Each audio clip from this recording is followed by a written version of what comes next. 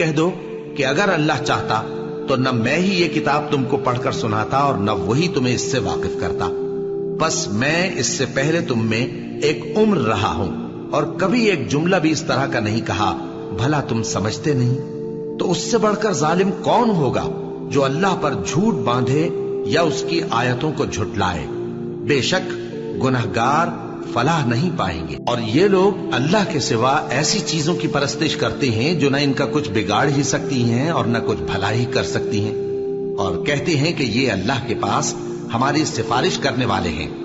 کہہ دو کیا تم اللہ کو ایسی چیز بتاتے ہو جس کا وجود اسے نہ آسمانوں میں معلوم ہوتا ہے اور نہ زمین میں؟ وہ پاک ہے اور اس کی شان ان کے شرک کرنے سے بہت بلند ہے۔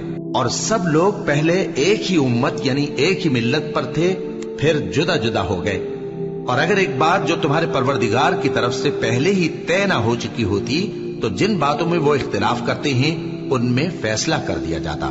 اور کہتے ہیں کہ اس پر اس کے پروردگار کی طرف سے کوئی نشانی کیوں نازل نہیں ہوئی؟ کہہ دو کہ غیب کا علم تو اللہ ہی کو ہے، سو تم انتظار کرو، میں بھی تمہارے ساتھ انتظار کرتا ہوں۔ اور جب ہم لوگوں کو تکلیف پہنچنے کے بعد اپنی رحمت سے آسائش کا مزہ چکھاتے ہیں تو وہ ہماری آیتوں میں ہیلے کرنے لگتے ہیں۔ کہہ دو کہ اللہ بہت جلد تدبیر کرنے والا ہے، اور جو ہیلے تم کرتے ہو ہمارے فرشتے ان کو لکھتے جاتے ہیں۔